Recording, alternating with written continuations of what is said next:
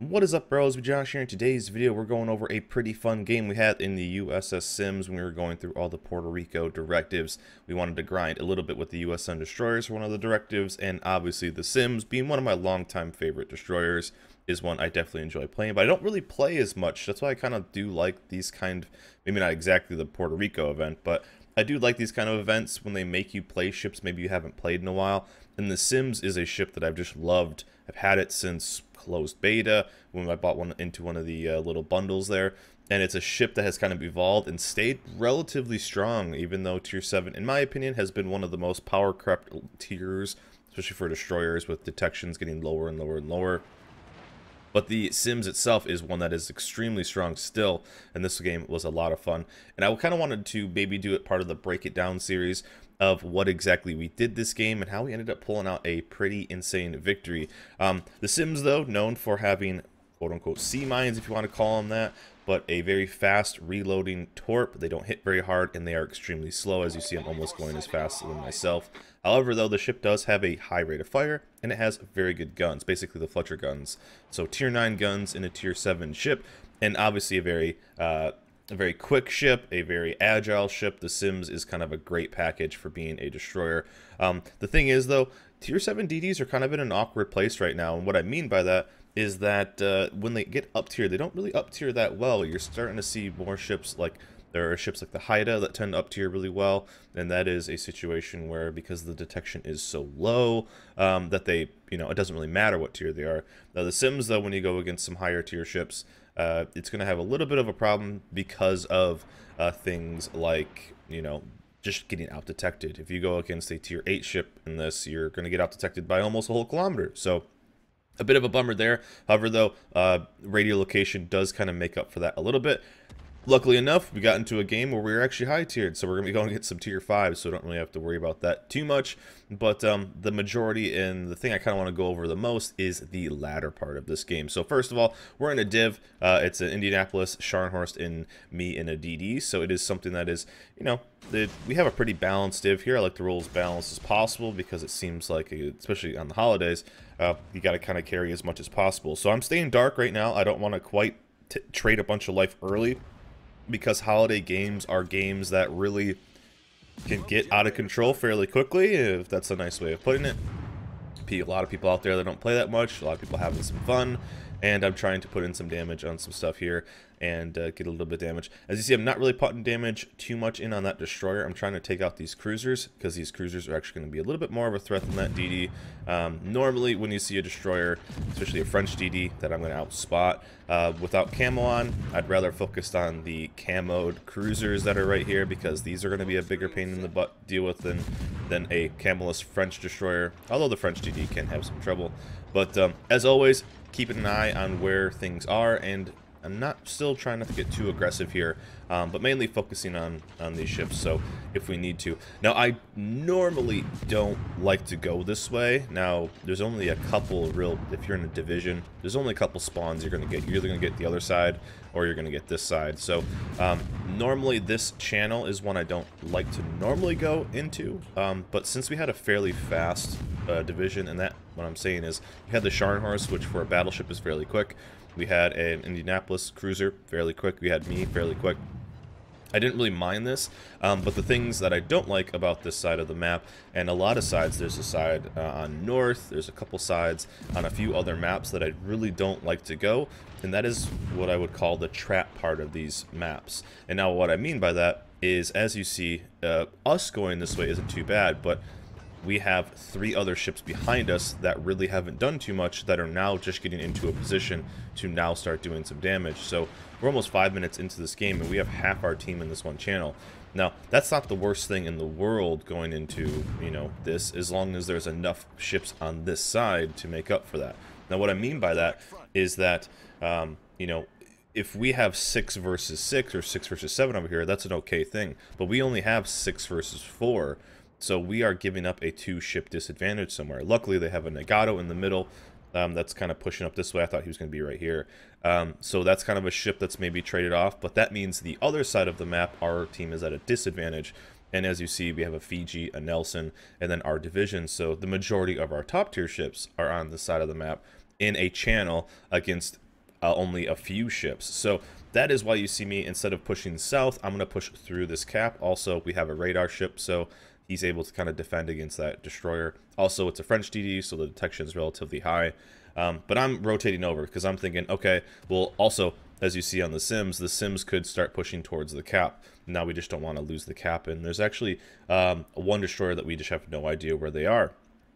But this is one thing that is definitely, you notice it a lot more during the holidays, obviously the weekend, but the weekend on the holidays, which this game I think was played, you just tended to see a lot. And as you see there's the Haida that's pushing towards our cap, so I want to defend the cap, but I'm trying to rotate this way, put some damage in on this Nagato, mainly force the repair on this Nagato, then obviously go defend our cap.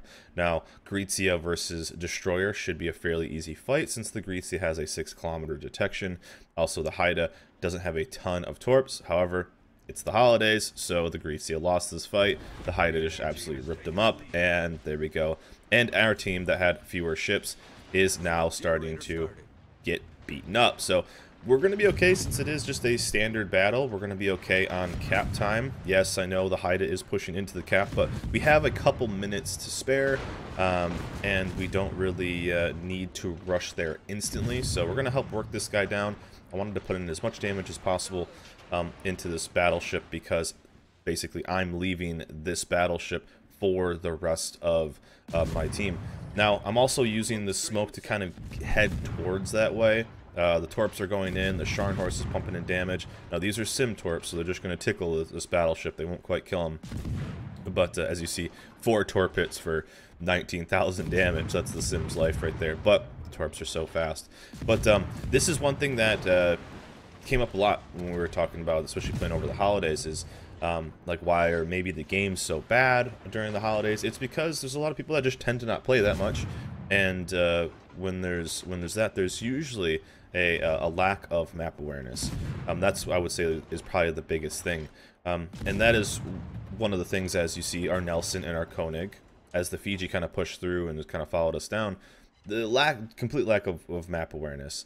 Now that is something that's going to take time for a lot of people to learn, but that, as you saw, our div is basically making the push to kind of counter our entire team. Our entire team on the other side basically traded 6 ships for 1, so not really trading that well. All of them died right there, but it was mainly all our bottom tier ships. But if we wouldn't have rotated over at this point, we would still have just completely lost this game. So this is kind of where I like this series. I know maybe not everyone kind of likes this, but I love breaking down situations. Also, every Wednesday on our stream, assuming it's not an update day, as I'm recording this, we have an update coming up, so it's going to ruin this week's replay analysis. But we go over replays of people, trying to help people get better at the game. And I'm really trying to make, I wouldn't say this channel fully educational, but as educational as possible, trying to help everyone. And you may ask, why am I not shooting right here? One of the reasons that I'm not shooting is obviously I'm radio detected, but I don't want to trade life on this destroyer before I have to. So what I'm going to do, he's going away, I'm not detected, and I want to get as close as possible, and if I can just slow down this cap, if I can, wait for maybe the Fiji to get closer, that's what I'm doing. So if you're wondering why I didn't shoot that Haida right there to get the reset, it's because I didn't want to trade life early. I took that decent salvo from that Nagato, and I want to try to push in and kind of just do what we can. As you see, we're down big on points. They have the map control, and we're down big on ships. So this is a little bit of a bummer. But now that the Haida is pushing in, I'm going to get a bit more aggressive, and he's going to be a little bit aggressive with his smoke in there. It's actually a pretty solid smoke because the Sims is just close enough, but as you see, I'm at as small a target as possible.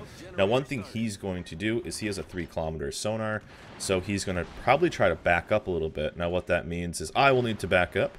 Luckily, he has a crawling smoke, so I'll get a kind of an indication of where he's going. But also, I'm not going to win a 1v2 against these. The Haida has some pretty solid guns, although I do know that the Haida just launched his torps, so I'm okay for a little bit. But one of the main things is we got the reset. So there's a couple of ways to win this game, and that's, as we were talking, I think, in Discord at the time, was what do we do to win this game? And kind of how do we win this game? And so there's a couple of ways. We either kill everything that's pushing in, It's me, 2 cruisers versus 2 destroyers, 3 destroyers, 2 battleships, Flint that we don't know where it is. I think even a Zara that's down there. So what do we do against these, against all these ships? And one thing we can do is kill them all, which will take time. We have 9.5 minutes. It's maybe doable, but we need to not die in the process. Or what we can do is just hold down this cap while our team down south maybe wins this game. So we traded a decent amount of health there, more than we really wanted to. But at least we killed the 1D that is super scary for us because he out-detects us by so much. And our Fiji will actually, I think, live here just a little bit longer, so we'll take that. So now we get to be kind of a torpo. And so we're going to take that. I think I was really scared here. Does he snag me here? Yeah, he did. I was like, man, I lost another 1,000 life. But the Sims took some more damage, and that means I can basically trade. But again, he has tons of support. I don't. I do have my Indy, but we can still hopefully make a play here. But really what we're doing is we're just delaying the game. Now, a lot of this is we will delay the cap as much as possible. What that means is getting resets on ships, keeping ships spotted, rotating spotting, and then if I need to, I can make a YOLO play to hopefully take out maybe a battleship or something like that, even though the Sims doesn't have those torps. But we're delaying so our ship south can potentially win the game. This puts a lot of pressure on our teams on the south side. So it's a Nelson and a Koenig. So bottom tier ships, Koenig, you know, not known as being the best tier 5 battleship. But as for the Nelson's pretty solid. So if the Nelson can actually kill a couple ships, it's a Texas. They killed Zara, which is good. But if they kill the Texas, I was like, man, I think he's gonna ram. Which basically, if that Nelson dies, it's basically GG. But we're still gonna try to hang on. But we're giving a chance. We're giving our teammates a chance to be heroes. And as you see, they're heading straight into each other. So I was like, please don't ram. We don't need the ram, and we're just going to try to stay alive as much as possible and get these resets. Again, we aren't throwing away the health of our ship because it takes a while to cap this. And if we can just keep getting resets on the big ships, that's all that really matters. But here you kind of see the big brain plays.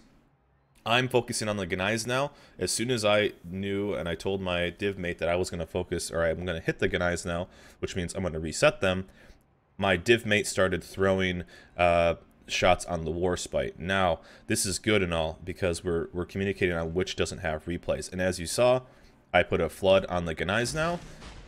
The Warspite is burning. My div mate is now throwing fire on the Gnais now. So that's what you want to do if you ever hear me talking about situations where forcing the repair. You heard me talk about the Nagato, forcing the repair. Now, the main thing is if you can force repair, maybe get a couple fires on, force that, get a flood on a ship, force that. That means they're going to burn for the entirety of that duration. So the Gnais now is now stuck on permafire because he just got a flood. Repaired that, and now the Warspite is back. So Gnais are going to keep burning, and I told him just to basically finish off the Gnais now because I'll be able to get close enough. He's going to get the reset on the Warspite really quick. I think he gets it right here, and then yeah, he can keep working on that Gnais now. Right now we're in a spot of just getting the ships out of there. Luckily, the Nelson is staying on the cap down below, and the faster we can get those ships. So right now we're in a spot where it's pretty much I might need to make a YOLO play. But there's the French destroyer, luckily high reload, and I think my torps even hit. For Sims torps, I think we were on the money this game, which was kind of funny. So right now, what we're trying to do is we are trying to get resets on everything. So as you see, put the first shot in. First shot in on the Guap, we got a reset. So now the main thing is getting a reset on the Sims. Now getting a reset on the Sims, and why I just immediately didn't leave, or immediately didn't keep focus on the French destroyer, is that the French destroyer doesn't hold the cap. And what I mean by that is the French destroyer doesn't, what ends up happening is basically when ships go and cap the cap, you will get reset, and then once you reset, you lose your progress. So up to 3 ships at a time can cap a cap. Now what we've done is I went and got the reset on the French destroyer, and then what I did, as soon as I got that, the Sims came up. Now the Sims had the cap because we were resetting the Warspite too, so I immediately went on the Sims. So we got the reset on the Sims, and as you saw, as soon as I got the reset on the Sims, I went dark. Because what are we doing? We're basically resetting this whole situation. So as you saw, they lost all the progress on that cap. And now what I'm doing, and also the Sims is a ship that's going to spot me at the same time. So it's basically mutual destruction if I get spotted. So we're waiting for a situation to finally get resets on this. And I'm thinking the toughest thing here, and we got lucky, our Nelson hits a Hail Mary shot on that guy. So that kind of helps that. But right now I'm going in as basically the YOLO rush. I'm going to try to kill the Sims because he's fairly low. We're going to get the reset on the French destroyer. And again, going in, getting the reset, as you saw, it loses a lot of progress. But as we go, instantly get the reset, switching to the other Sims because now the Sims holds it. So up to 3 ships can get a cap progress, or cap towards the progress. And what we want there, and he ends up snagging me right here. But again, mutual destruction. So that is a great kind of tool to kind of learn when you're playing this game, is how the caps pretty much work. And so up to 3, the guy in the chat, how did we mess that up?